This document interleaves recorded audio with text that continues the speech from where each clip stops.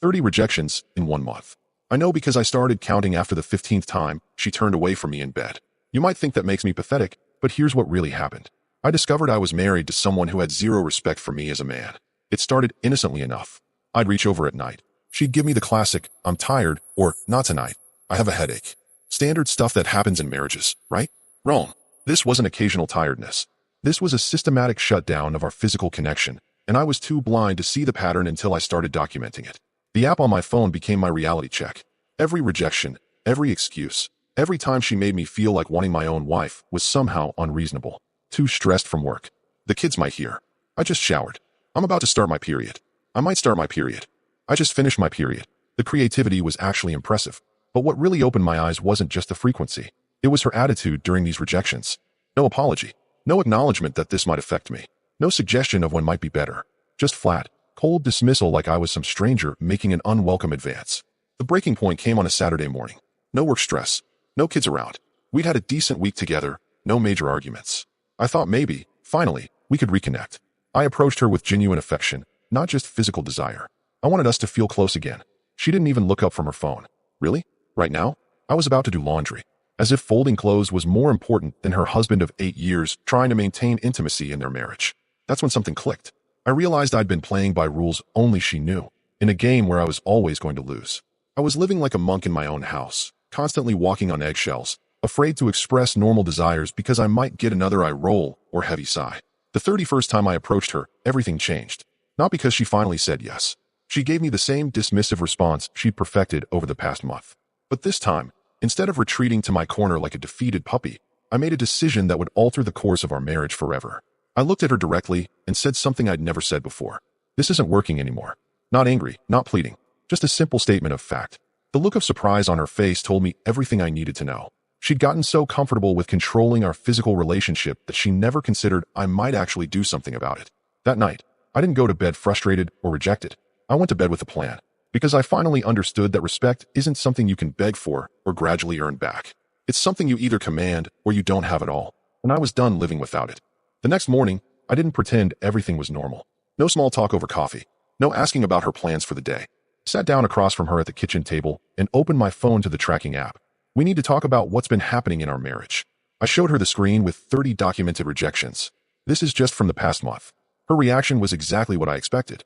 First came the dismissive laugh. You've been keeping track? That's actually creepy. Classic deflection. Make me the problem for noticing the pattern instead of addressing the pattern itself. 30 times in 31 days. I continued, not taking the bait. That's not a coincidence. That's a choice you've been making consistently. She shifted tactics quickly. Look, marriage isn't just about sex. There are other ways to be intimate. Another classic move. Reframe the conversation to make my needs seem shallow while completely ignoring the deeper issue of rejection and disrespect. You're right, I said. Marriage isn't just about sex. It's also about respect, consideration, and not making your partner feel unwanted in their own home. Tell me, when was the last time you initiated any kind of physical affection with me? The silence stretched long enough to make my point. She couldn't answer because the answer was never. She'd become comfortable taking everything I offered while giving nothing back. This is ridiculous, she finally said. I shouldn't have to schedule intimacy. It should happen naturally. The irony was incredible. She'd been systematically preventing anything natural from happening for months, but now wanted to lecture me about spontaneity. Nothing's been natural between us for a long time, I replied. What's been natural is you treating me like an inconvenience every time I try to connect with you physically or emotionally. That's when her mask slipped completely.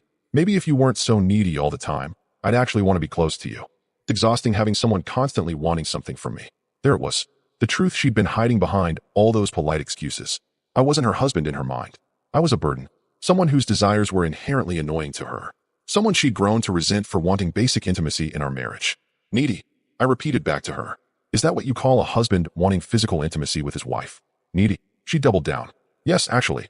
Most women don't want to feel pressure constantly. Maybe you should learn to read the room better. The conversation could have ended there with me apologizing, promising to change, begging her to work with me. That's probably what she expected. What she'd trained me to do over months of conditioning. Instead, I closed the phone and looked at her directly. You're absolutely right. I have been needy. I've been needing respect from someone who clearly doesn't have any for me. I've been needing consideration from someone who sees my feelings as an inconvenience. But here's what's going to change. The confident smirk disappeared from her face. She sensed something different in my tone. I'm done needing anything from you. As of right now, this marriage is over. Not because you won't sleep with me, Because you've shown me exactly what you think of me as a person, and I finally believe you. For the first time in months, she was speechless. The woman who always had a comeback, always had an excuse, always had a way to turn things around on me, had nothing to say. Because she finally realized she'd pushed too far, revealed too much, and there was no walking it back. The shock on her face was almost comical. She stared at me like I'd just announced I was moving to Mars. This wasn't part of her script. In her world, I was supposed to apologize for bringing up the intimacy issue, promise to be more understanding, and crawl back to my corner. You can't be serious, she said, her voice suddenly smaller. You're talking about ending our marriage over sex? No, I corrected her. I'm ending our marriage because you've shown me that you have zero respect for me as your husband. The intimacy issue just made it impossible to ignore anymore. She stood up abruptly, pacing to the window. I could see her brain working, trying to find the angle that would put her back in control. This is insane. You're having some kind of breakdown. People go through phases in marriage. This isn't permanent. You're right about one thing, I said. This isn't permanent. I'm filing for divorce this week. That stopped her cold. She whipped around to face me. You already decided this? Without even trying to work it out. The audacity was breathtaking. Work it out? I've been trying to work it out for months. Every conversation, every attempt to connect, every time I tried to address this issue, you shut me down. You made it clear that my needs don't matter to you. She switched tactics again. Suddenly, she was the victim. I had no idea you were feeling this way. You never told me it was this serious. I told you constantly. You just didn't care enough to listen. Then came the desperation play. She moved closer, her voice dropping to that tone she used when she wanted something. Look, maybe I have been distant lately. Work's been stressful, but we can fix this. We don't need to throw away 8 years of marriage. 8 years of what exactly? Because looking back, I can't remember the last time you treated me like someone you actually wanted to be married to. She reached for my hand. I pulled it away. The rejection was written all over her face, and for a moment, I almost felt sorry for her. Almost. Don't do this, she said. Don't make a permanent decision based on a temporary problem. Temporary. I laughed. You've been checking out of this marriage for over a year. The only thing temporary here is how long it took me to accept reality. That's when she played her trump card. What about the kids? You're going to destroy their family because you're not getting enough sex. The kids deserve to see what a healthy relationship looks like. Right now, they're watching their mother treat their father like a roommate she barely tolerates. Is that really the example you want to set? Her face flushed with anger. You're being completely unreasonable. This is emotional blackmail. No, I said, standing up. Emotional blackmail is what you've been doing. Making me feel guilty for having normal needs. Making me feel like I'm the problem for wanting basic affection from my wife. Making me walk on eggshells in my own home. She tried one more angle. Fine. If intimacy is so important to you, we can work on that. We can schedule time together. Schedule time. I shook my head. Do you hear yourself? You're talking about scheduling basic affection like it's a dental appointment. That's not a marriage. That's a business arrangement. Every marriage requires work, she said weakly. You're right. It requires work from both people. But you checked out long ago. You stopped putting in any effort while expecting me to be grateful for scraps. I walked toward the door, then turned back. I've already spoken to an attorney. I've separated our finances. I've done everything necessary to make this as clean as possible. The papers will be filed tomorrow. For the first time in our entire conversation, she looked genuinely afraid. You've already started the process? I started the process the moment I realized you'd rather do laundry than connect with your husband. Everything since then has just been confirmation. She slumped back into her chair, finally understanding that this wasn't a negotiation. This wasn't a threat to get her attention. This was a man who had reached his limit and was walking away with his dignity intact. Within 24 hours, my phone started ringing. First it was her sister, then her mother, then our mutual friends. She'd launched a full-scale campaign to paint me as the unreasonable one who was destroying our family over trivial issues. Her sister called first. I can't believe you're doing this to her. She's devastated. Over what? Some marital problems that every couple has. Did she tell you about the 30 rejections in 1 month? I asked. Silence. Then, that's between you two. But divorce? Really? What would you do if your husband treated you with complete indifference for months and then called you needy for wanting basic affection? Another pause. Look, maybe you both need counseling. I suggested counseling 6 months ago. She said our problems weren't serious enough to need outside help. Apparently, they're only serious now that I'm leaving. Her mother was more direct. You're breaking up our family because you're not mature enough to understand that marriage has ups and downs. You're right about ups and downs, I replied. But respect isn't optional. Would you stay married to someone who treated you like an inconvenience? She's going through a difficult time at work. For over a year, and that gives her permission to treat me like garbage. The friends were the most interesting. Our couple friends who'd seen us together recently. A few of them admitted they'd noticed the tension, the way she dismissed me in public, the way she talked about me like I wasn't sitting right there. But the real surprise came from an unexpected source. My wife's best friend called me directly. I know she's angry with me for saying this, but someone needs to tell you the truth, she said. She's been complaining about you for months. Not just the intimacy thing. Everything you do annoys her. The way you eat, the way you watch TV, the way you try to plan date nights. She's been telling us she feels trapped. Trapped? Those are her words, not mine. She said she married too young and missed out on experiences. She's been talking about what her life would be like if she was single again. The pieces started falling into place. This wasn't about work stress or temporary difficulties. This was about a woman who'd mentally checked out of our marriage months ago, but was too comfortable with the security I provided to actually leave. Why are you telling me this? I asked. Because what you're doing takes guts. Most men would just accept being treated like that forever. She's been using you as a safety net while fantasizing about a different life. That's not fair to either of you. When I got home that evening, my wife was waiting with a new strategy. She'd prepared dinner, lit candles, and was wearing the dress I'd bought her for our anniversary last year. I've been thinking about our conversation, she said, attempting to sound seductive. Maybe I've been taking you for granted. Let me show you how much you mean to me. It was almost insulting. After months of rejection, after calling me needy, after showing complete disdain for my needs, she thought one candlelit dinner would erase everything. This is exactly what I'm talking about, I said, not even sitting down. You think you can turn affection on and off like a switch when it's convenient for you. This isn't about one romantic evening. This is about a pattern of disrespect that you only want to address now that there are consequences. I'm trying here, she said, her voice starting to crack. You're trying to manipulate me. There's a difference. Where was this effort last month when I was actually trying to save our marriage? She started crying. I know I messed up, but people make mistakes. You can't just throw away everything we built. I'm not throwing it away. You already did that. I'm just finally accepting it. Please don't do this. I promise things will be different. Different how? You'll schedule intimacy twice a month instead of never? You'll only call me needy every other week instead of daily. She had no answer because we both knew she couldn't promise real change. She could promise temporary behavior modification to avoid consequences, but she couldn't promise to actually respect me or desire me the way a wife should. The papers are filed, I said. This conversation is over. As I walked away, I heard her say something that confirmed everything I'd suspected. Fine, but don't come crawling back when you realize what you're giving up. Even in defeat, she couldn't resist one final attempt to make me feel like I was making a mistake. That's when I knew, without any doubt, that I was making exactly the right choice. The divorce proceedings moved faster than she expected. I'd done my homework, documented everything, and made sure there were no surprises. She kept waiting for me to change my mind, to come back begging for reconciliation.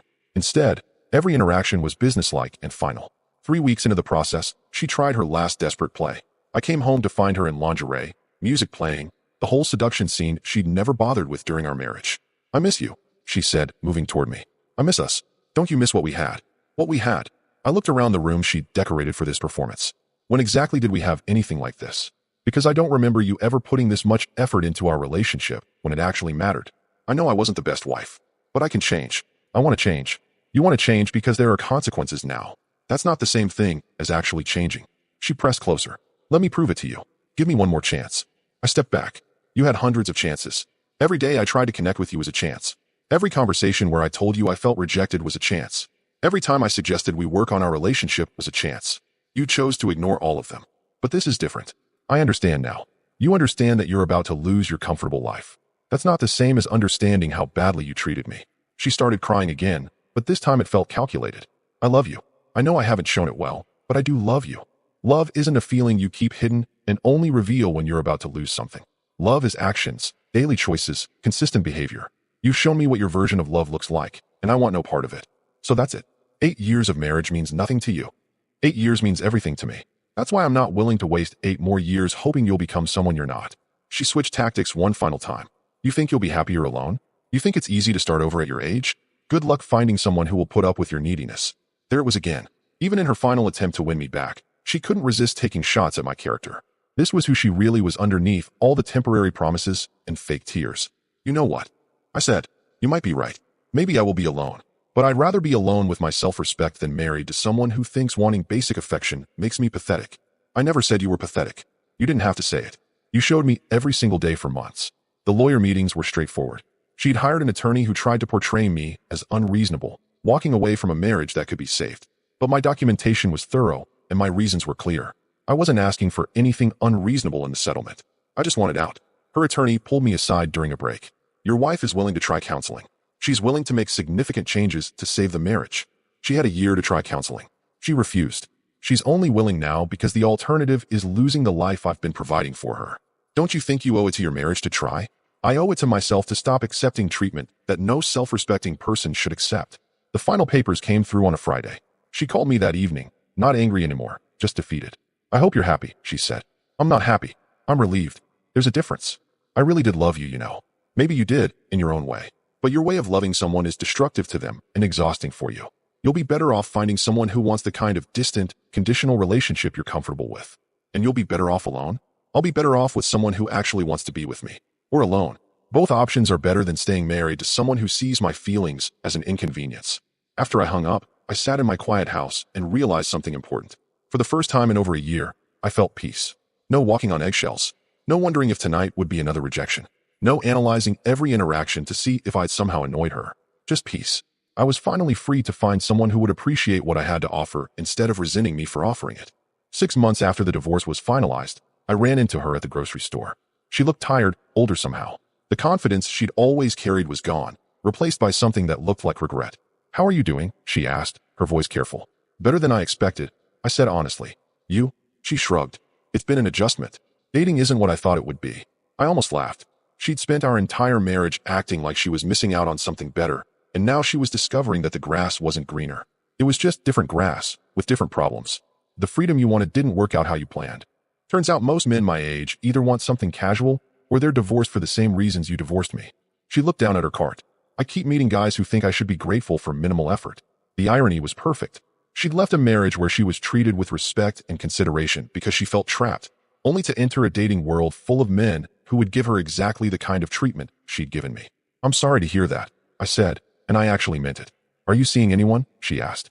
"I am, actually." Her face changed. "Serious?" "Serious enough. She's everything I didn't know I was missing." "What do you mean?" "She actually wants to spend time with me. Physical affection isn't something I have to beg for or schedule. She appreciates effort instead of taking it for granted. Basic stuff that should be normal in a relationship." I could see her processing this information, probably comparing it to how she'd treated those same gestures from me. "I made a lot of mistakes," she said quietly. "We both did. The difference is I learned from mine. I know you probably don't want to hear this, but I realize now what I lost. You were a good husband. I just couldn't see it at the time. I was a good husband to someone who didn't want a husband. It's not sustainable for anyone. Do you think we could have worked it out if I'd been different earlier?" I considered the question. "Maybe, but you weren't different earlier, and that's who you were. I can't build a marriage on the hope that someone will become a different person. I have changed, though. Going through this taught me a lot about what I really want." "Good. That'll help you in your next relationship." She looked surprised. "You're not interested in trying again?" "No. I'm with someone who wanted me from day one, not someone who had to lose me to figure out my value. There's a difference." As I walked away, I felt something I hadn't expected. Pity. Not for what she'd lost, but for what she'd never understood she had. She'd spent our entire marriage looking for reasons to be dissatisfied instead of appreciating what was right in front of her. 3 months later, I got a text from her sister. My ex-wife was engaged to someone she'd met on a dating app. According to the sister, he was nothing like you, which is probably good for both of them. I showed the text to my girlfriend. She laughed. Good for her. Some people need to learn things the hard way. That evening, as we sat together watching a movie, she curled up against me without any prompting. No rejection, no excuses, no making me feel guilty for wanting closeness. Just natural affection between two people who actually enjoyed each other's company. "Thank you," I said. "For what?" "For wanting to be with me. For making me remember what it feels like to be appreciated. Thank you for not settling for less than you deserved. If you'd stayed in that marriage, we never would have found each other." She was right. The best decision I ever made wasn't fighting harder for a marriage that was already over. It was walking away from someone who didn't value what I offered and finding someone who did. My ex-wife taught me an important lesson, just not the one she intended. She taught me that self-respect isn't negotiable. That love without respect is just comfortable familiarity. And that sometimes the bravest thing you can do is stop trying to fix something that was never meant to work. I never thanked her for that lesson. But in a way, her rejection of me 31 times was the best thing that ever happened to me. It forced me to stop accepting crumbs and start demanding the full meal I deserved. Our story has come to an end. If you've made it this far, how about subscribing to our channel? It helps us immensely. I've selected 2 other videos for you that I'm sure you'll enjoy. Feel free to click on them. I'll be waiting for you in the next story. See you soon.